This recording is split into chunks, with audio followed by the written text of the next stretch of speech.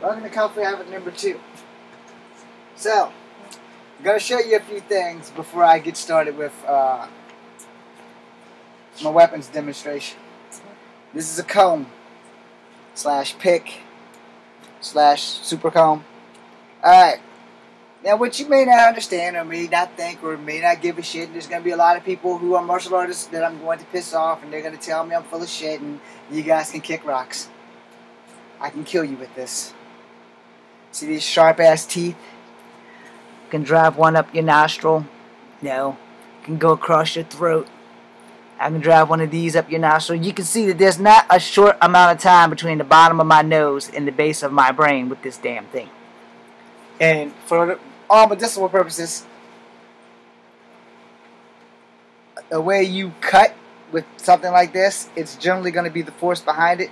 These things are not dull, but they're not sharp. However, the force behind it, if I come across your neck with this comb at full speed and full velocity, you're going to fucking get fucked up. You're going to die. Alright, wanted to point that out before I pick up these weapons and start doing some stuff. Because there's no music, I apologize. I'm probably not going to be as effective now because I was hoping I could get down. I'll have to make that up to y'all on Instagram as well. So, also, short ceiling, so we're going to use the long weapon first. Alright, so I won't be doing a lot of this or that because short ceiling. But, you know, if you're going to have a weapon, you gotta know how to use it. So,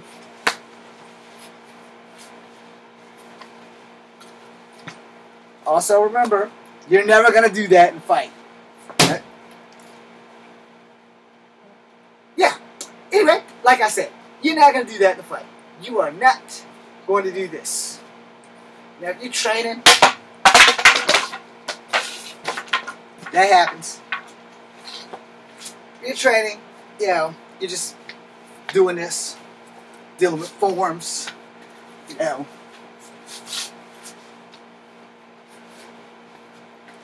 Then, yeah, you can roll. Now, before I get off the stick, I'm going to show you a trick. Again, to each their own. Again, if you haven't been trained how to receive a bow staff, this is your lesson, but you should probably not attempt this without proper training. Am I clear? Do not attempt this without proper training. So you stick your arms up like this, there should be a little bit of fat right here. And right here. So when I was training when I was younger and someone taught me how to disarm a bow staff, they swung the bow. I received the bow under the arm on this little bit of fat right here. It will hurt when you get hit. You are to block and lock. Let me show that again in slow motion. Boom, boom. That might have been a little fast. So boom, doom. Now I'm going to snatch. Hopefully, when I got hit, I didn't get anything broken. Because it's highly possible this shit can get broken when you get hit. So, boom, I'm going to lock. Now I'm going to swing. But also, this hand's going to become part of the play. Because this hand is going to help me take this from you when you're swinging the bow. So that way, I have received your bow. And now I've taken it from you. I deliver a kick. And now I got your weapon. Now I'm still hurt also. So I'm going to take your weapon. And I'm going to come back. Understand? And I'm going to come back again. I'm not going to do this, because that's going to happen. I'm not going to do this. I'm not going to do this. I got your bow. I took it from you. Boom.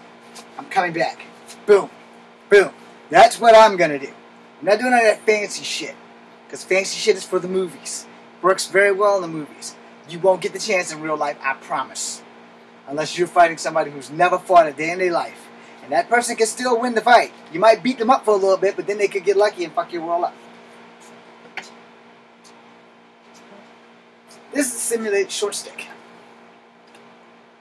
So you're never going to do a lot of whirling with your short sticks. If you have two, you know, you have one, you know, block, block, strike, block, block, strike. You're never going to do that. You're never going to do this.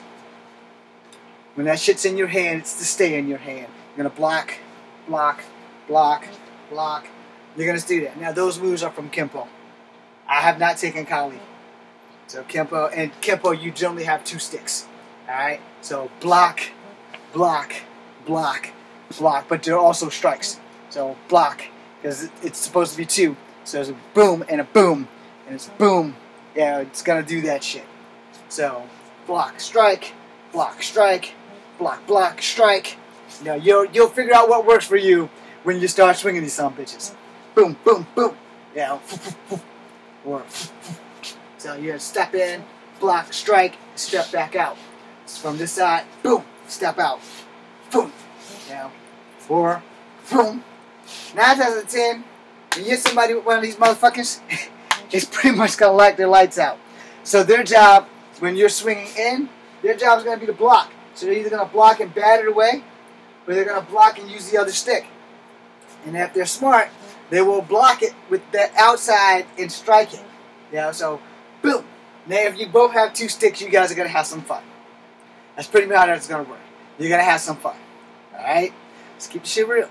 If you're fighting somebody who knows the same style as you, you guys are gonna be doing the same shit. So you're gonna have some fun until somebody's knuckles get racked. Once your knuckles get racked, you're not gonna be having fun anymore. Which is why when you train, you should train with thicker gloves than these things, because these are like weightlifting gloves, or Ken and Ryu gloves if you actually want to get into a fight. But in real life, if you get your knuckles racked with these bitches on, they're gonna hurt. Alright? They're gonna hurt like shit. They're gonna fuck your shit up. Finally, we are back on the rope. So what we're gonna do, we're gonna do some behind the back drills first. Okay. As you can see, my hands are securely behind my back. I would not be attempting that tornado kick again if I can help it. That's gonna hurt, so tuck the belt there. That way there's more belt than that buckle. Now, as I said, this very well may work for some of you long, linky motherfuckers, because if you got long, linky legs, you might be able to be better at this than me. Again, you should probably not try this without proper training. You know? So, but if there's a job behind your back, I'm going to keep this shit simple, yo. I'm going to keep this shit as simple as possible. Guys coming at you in your sides, you standing in your side kick, boom. That's it. Let's go this way so you guys can get the full motion of the video. So, guys coming at you, boom. Alright, so you want to get fancy, double, low, and then high. Understand? You're not really going to do some of this shit here. Now, if you have to, yeah, but I don't recommend it. I want you to never have to turn your back to your enemy while your hands are tied, unless you are turning your back in an escape position. We're going to go over escape positions right now, so I can have it in this video. So, in the event, as I said before in many videos before, if you are not a strong fighter, this part of the video is specifically for you. Alright, outside to inside crescent kicks work best for me. You will find out what works best for you. So to make this thing really, really quickly so I can end this shit and move to front video, because front video you have a better chance of fighting when your hands are tied in front of you. So, outside to inside crescent kick. Boom! Now I put my enemy here. I'm here. I'm going to shift my hips and I'm getting the fuck out of dodge. Same thing on this side. Boom! He's over there. I'm going to shift my hips and I'm going to run. Why am I telling you to run? Maybe y'all can't see this. I know these pants are doing nothing for my ass. But you see this? You see that? That's my range. That's my range right there. The chance of me blocking and protecting myself is slim to zero. Slim just left town. So what should I do? I should get the hell out of town behind Slim. And that outside to inside crescent kick works best. Now you want to do an inside to outside crescent kick, and you're going to put your opponent in a position where you can still engage or you can get the fuck out. I advise get the fuck out. Here we go. Inside to outside crescent kick. Boom. He's going to be over here. Now I have options. I can step in and throw another kick, which gives him the opportunity to catch my foot and fuck my shit up. We're not going to do that. I'm not going to tell you to do that. I'm going to tell you, you did the inside to outside crescent kick, you landed right here. Do not engage this motherfucker. Engage an escape plan. If you want to be an idiot, I'm not going to stop you. But I am going to tell you, you will not come to Kung Fu Having number 2 or James Williams Jr.'s IGTV with a lawyer and say that James told me to do this shit. Because I just said, do not engage this idiot. Engage an escape plan. Because this here, look.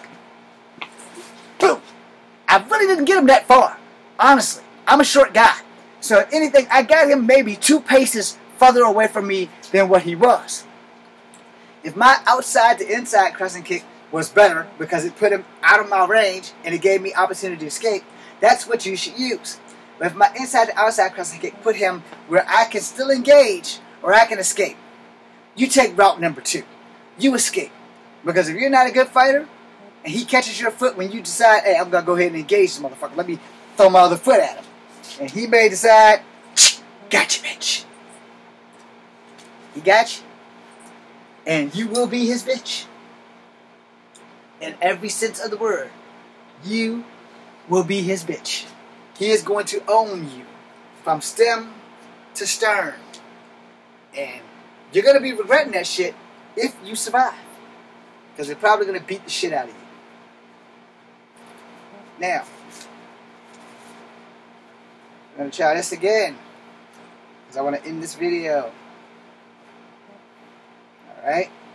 First and foremost, whether you are a martial artist or not a martial artist, or an actor trying to get famous like me, but I'm also a martial artist.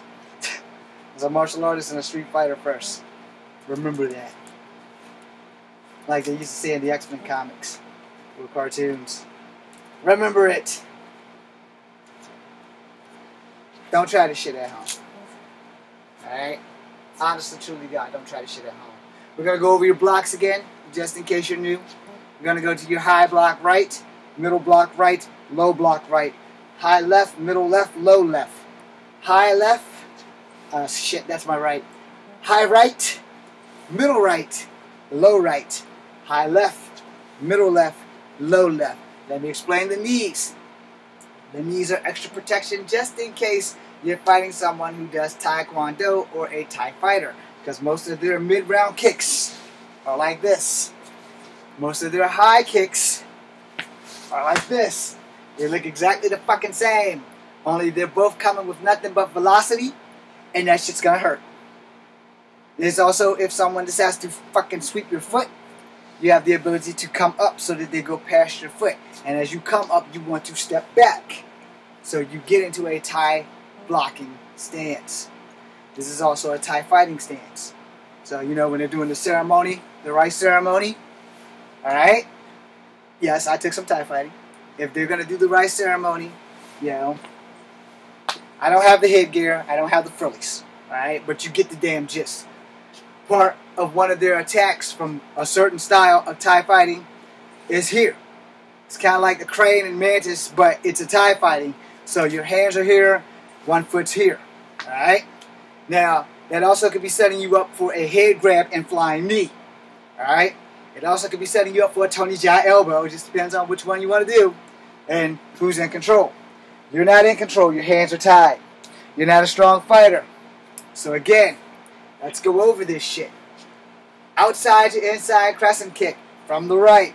Your opponent's right here. You're going to send him in this direction. Boom! Now he's right there. You can engage if you want. Because you can still do one of those. As always, do not engage. You're here. Your weight shift, you're out. Save your life. Don't try to be a fucking hero.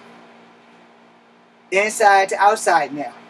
You're not going to put that opponent as far as you think. You're just going to get him that way. So you're here. Now, he's over here. Your best option is to engage and escape. Do not engage him. An engage escape plan. That's what you need to do. Because if you try to engage, and let's say you didn't even hurt him. Let's just say you woke him up. You got a problem. But if you're escaping, you can run a lot faster with your hands tied in front of you versus your hands tied behind you. I have tested that theory. When I'm running with my hands behind me, I'm more afraid of falling on my face. When I'm running with my hands tied, I'm not so afraid of falling on my face because my hands are in front of me, and more than likely they'll either break my fall or I'll break them when I fall. So you have to be aware of the shit that can go wrong in a fight. Because there's a lot of things that can fucking go wrong in a fight. Understand that shit. And your hands are tied. That's the first thing that went wrong right there. If you're in a fight and your hands have been tied, something already went wrong. Because your fucking hands are tied. Alright? I'm sorry for cussing. But it's the truth. Your hands are tied. You are screwed. Whether you want to admit it or not, it's a whole other ballgame. But you are screwed. So, inside to outside crescent kick. Boom! They're right there. You really should not engage. But if you choose to, that's a choice you're either going to live with, regret, or you're going to die trying to live with it. But that outside to inside crescent kick, bam! I've put this person in this direction. I've gotten them way off a base from where they can get me. Now I can shift my weight and I can run in a direction where there is an escape vector. Inside to outside, not so much. Outside to inside, I got a better chance. Now you don't have to agree with me. You may not like the things that I've showed you. You may not agree with anything that I've said in any video that I've made. Congratulations.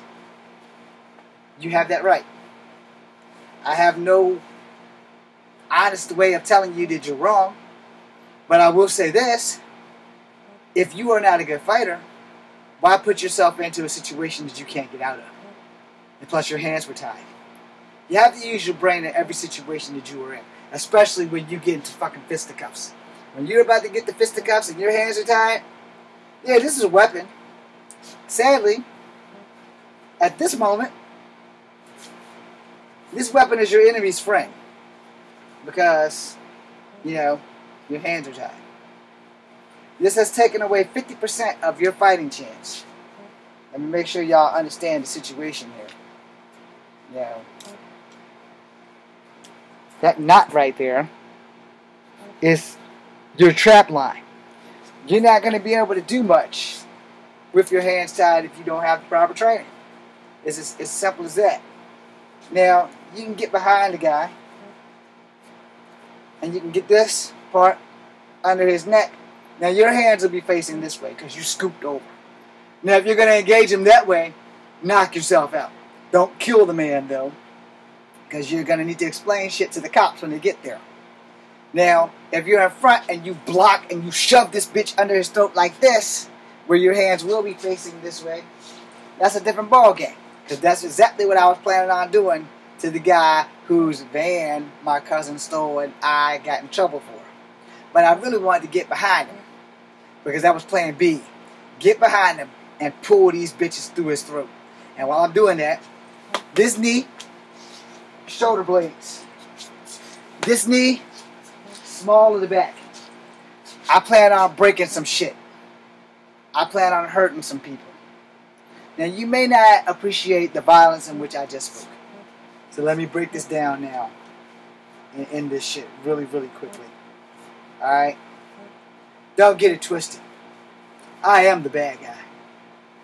Don't get it twisted. Because if I'm telling you that I gotta break somebody's back, it's because I'm probably going to be way smaller than the person's back I'm going to break. And they're thinking that they're going to fuck me up because I'm 5'3.5". I'm 127 pounds. I'm the one with the problem. Usually the people who want to fight me are never under 5'5".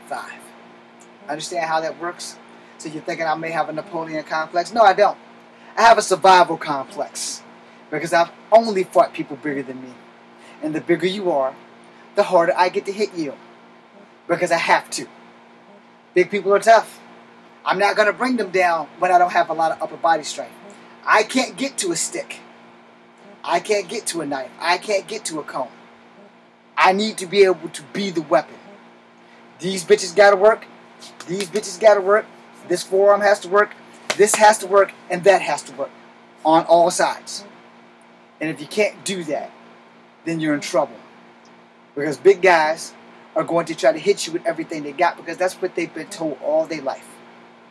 First mistake that anybody ever teaches you in fighting is when they tell you to hit somebody as hard as you can.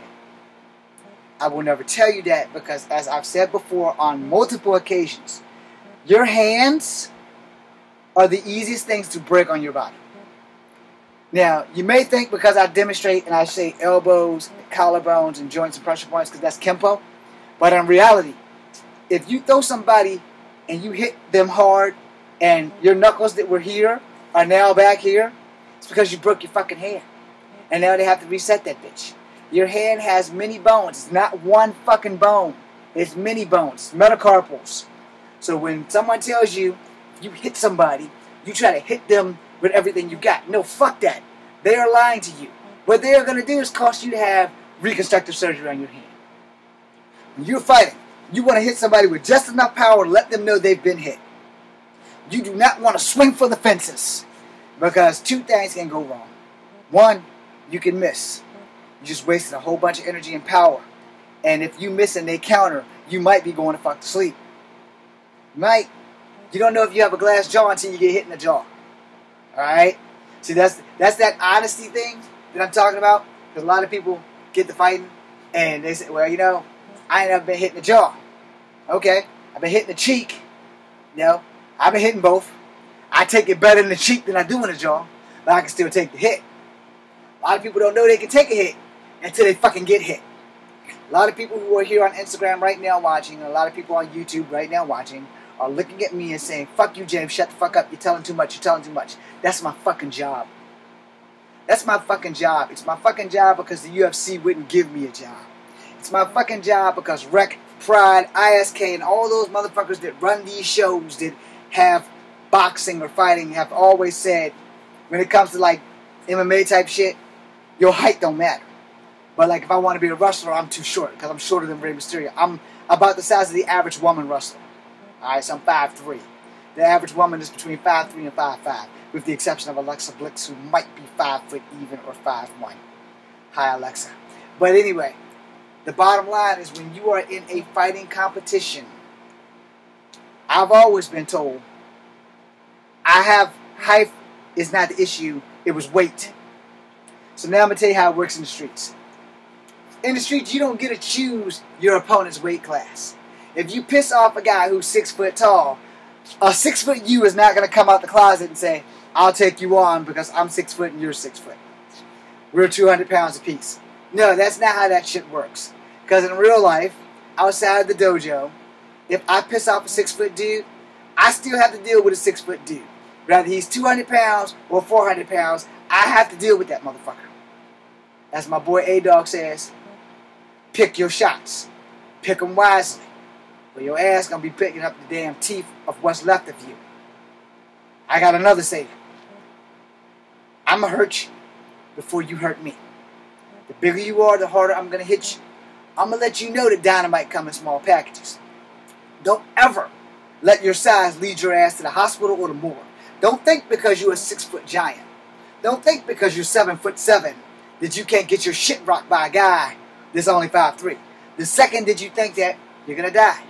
And here's how I think. I know I'm small. I know that that 6 foot guy is gonna try to throw me across the room. I know that that 5'5" guy is gonna try to throw me across the room. There's not too many people who don't want to try to throw the 5'3" guy across the room. I know that shit. I've learned that shit the hard way. And I have not yet been thrown across the room outside of a film in this room where I have been thrown by Jay Diz across the room. So outside of that, I know that anybody taller than me wants to throw me across the room. I've been in bars, and all the big guys in the bars all look at me. They all look right dead at me and say, yep, if I get to fighting, that little guy right there is going to be target number 1. My back's to the wall. There's a door there. There's a door there. There's a door there. There's a door there. I know where all the doors are. So I know I got to beat your ass to get to the door. I'm not going to have a problem with that part. I might not go out the door, though. I might decide I want to stay and pick you apart piece by piece because I need to teach giants that David killed Goliath with one blow. Dynamites aren't just big ass bombs. They're little bombs too. For those who don't remember Hiroshima, because we weren't born yet, but it was called Fat Man and Little Boy. Both of them had some very powerful effects. I like to think of myself as Little Boy, because sometimes, just sometimes, you gotta check a motherfucker. Sometimes you gotta check a motherfucker that's bigger than you. And in that case, and I pray this never happens to you, but if it does, these bitches right here, these bitches right here, these bitches right here, and these bitches right here, got two options. Use them, or use them. I got a problem. There's a really big scar on my leg, and a big sheet of metal in my ass. And the doctors told me, James, you are allowed to jog. You are not allowed to run. And you need this one fixed too. So I got two choices. I can give an ass whooping or I can take an ass whooping, but running ain't an option. So, I gotta take this belt off to whoop your ass. That's what I'm gonna do. If you rocking a hoodie, if you think that I'm not gonna hockey fuck the shit out of you and pull this bitch over your shirt like this and black bag your ass, I'm sorry, it's gonna happen. And if I black bag you and take my belt off and wrap that bitch around your ass and your shit's pent in there, I'm gonna do that. Because I was a street fighter before I was a martial artist. Now I'm a martial artist as well as a street fighter as well as an actor. You pick which one of me you want me to be on that day and I'll be that. But I'm always going to be all three. Just like I am always going to be Cherokee, black, and white. And not necessarily in that order. It's just the order I prefer to call it. If I wanted to go alphabetical, it would be black, Cherokee, and white. But we don't do alphabeticals around here. Because I'm not that fucking intelligent. But I'm also not that dumb. And I'm also not going to cater to everybody. Thank you for watching. Instagram, you guys have a good night. I hope I taught you something.